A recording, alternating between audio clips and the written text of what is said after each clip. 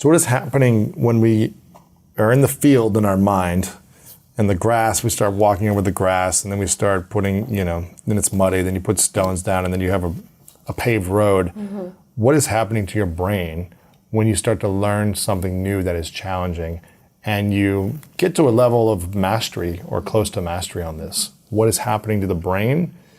What is happening to the body and everything else?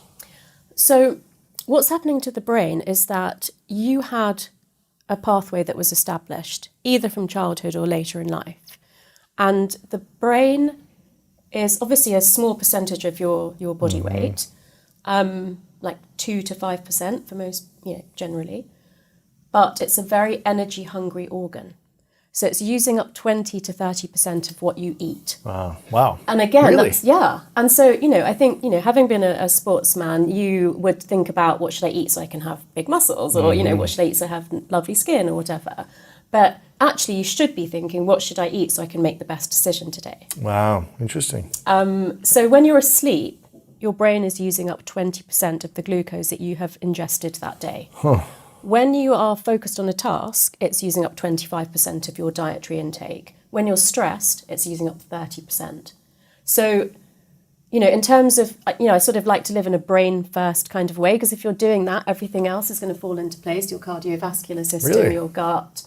So, hydrating foods, good fats, all that kind of thing is going to feed your brain. And so, what's happening in your brain and body is that you are creating the pathway, that dirt road into the paved road, that should become the default pathway for your brain. So your brain is going to go down the most energy efficient route because that's easiest and what it knows and what it likes, and it's using up less glucose.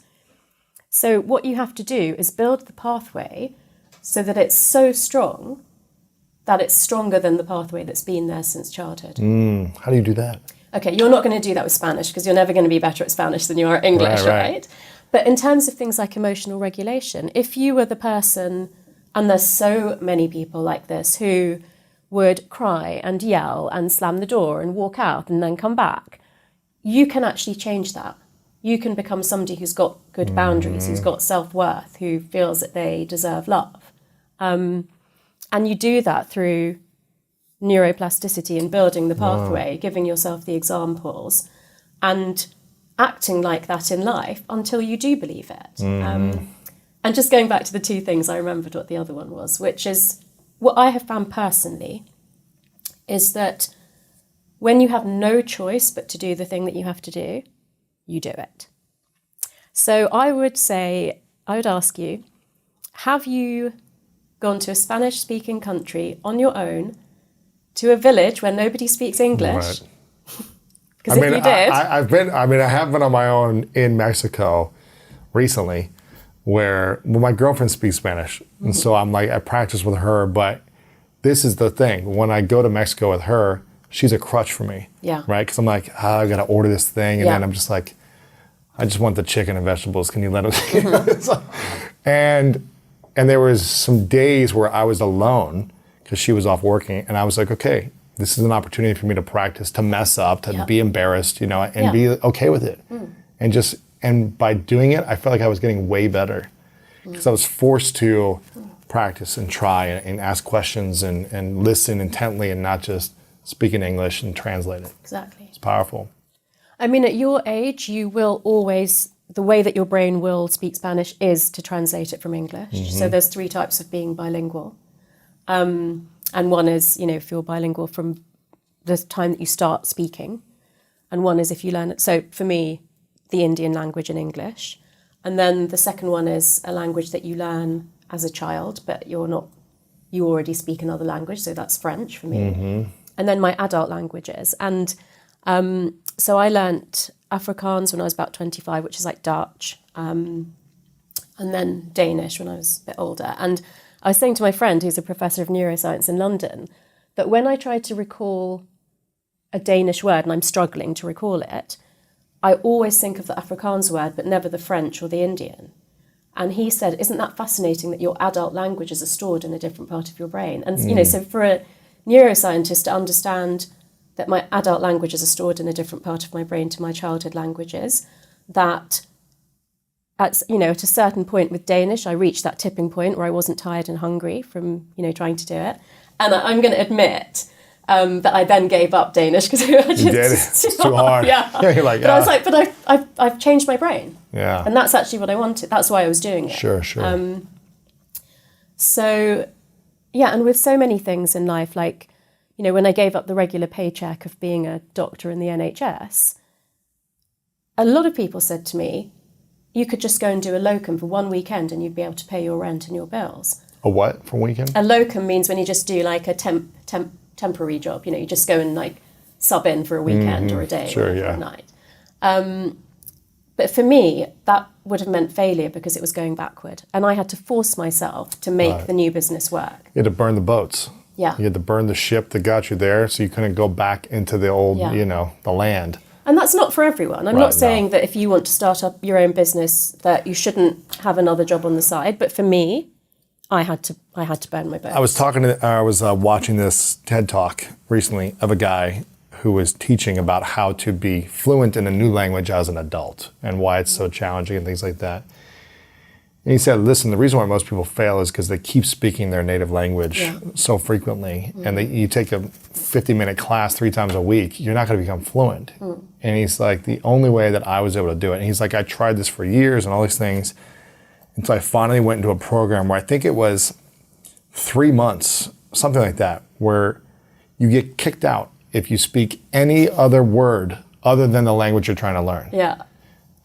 And he's like, if you say a word in English at all, you're gone. So it's like total focus on, okay, I just need to learn how to survive. Yeah. And this is not even allowed. And if I'm doing this for 3, and he was like, I was completely fluent in 3 months or something quick like this, 3, maybe 6 months, but it was like a full immersion program. You can't translate anything. Maybe the teacher is able to, but you're not allowed to say anything in your language. And he was like, it's because I was forced, like you were saying, to go to this other country essentially by myself. I had to learn how to survive. And it was faster because I couldn't just go back to the place where I was comfortable. So, I don't know, I haven't had the time to do that yet, but I still need to use my language. But I'm sure it's amazing what the brain can do under these types of conditions, I'm assuming. Yeah. And I think that sort of, speaks to what we were saying earlier, which is none of us want to go through hardship. We don't want to see the people that we love and care about go through hardship, but it can be taken as an amazing opportunity. And even with the hardest thing that I've ever gone through in my life, that there has to be an opportunity that comes out of it. Otherwise, it was for nothing. Right. What is the thing you're learning this year? What's the new thing? So, I've been sort of navigating a personal journey, and I want to do some different things with work. So, I had a break, and it's so tempting to go back to doing the keynote speeches and taking on the high net worth clients. And, I've been tempted. I have sort of like done a little experiment and done a keynote and, sort of met a new coaching client. But I think this, belief that I had for a long time that I'm not creative, it's really important for me now at this stage of my life to live that dream and be the creative person that I've always wanted to be. So I've actually co-written a song with my colleagues in a music studio. Oh, wow, look at you. Look at you. And the COO of the business said to me, I need you to sign a document because you're a songwriter now. And that was like, I never ever thought I would hear those words. When you go to medical school when you're 18 and... The arts are not in your cards, yeah. And, I get why, and I'm very, very grateful for my education, but my parents were immigrants from India to England, and they wanted me to get an education and be professional. I never had the luxury of being creative or doing sport. I was like always in my sports clothes once I was an adult, but that wasn't something that was valued by my parents. So it wasn't a big thing for me at school, at high school. So art, creativity, sport. I'm the trustee of a charity for gynecological cancers. That's, again, something that I sort of thought, that, you know, you have to be a very privileged person to be able to do that. So, yeah, I think this constant journey of reinvention, of really being like the maximum that I can be. And in my book, The Source, I talk about the 6 ways of thinking, which are logical, emotional, intuition, physicality, creativity, and motivation. You know, trying to build all of those pathways in my brain and not. And I think it really comes back to like where we started with you saying about the woo-woo, which is that my logical pathway is well built. I don't need to build that pathway anymore. You've got that. But, you know, I really want to explore. I have worked very hard on emotional regulation myself, but, you know, and I think my motivation is good, but it's kind of, you know, having a strong work ethic was still a part of being a doctor and being a scientist. And so really taking that opportunity now to not do the things I could easily do that would like make lots of money for my business, but more do for fun things and that creativity. Yeah. There are a lot of people who would be stuck in that I'm not smart. And I was stuck in I'm not creative till I was 35, starting to give the numbers away, Lewis. Like 2 years ago. Huh? So I was told at high school, because I wasn't good at art, that I wasn't creative. And I completely believe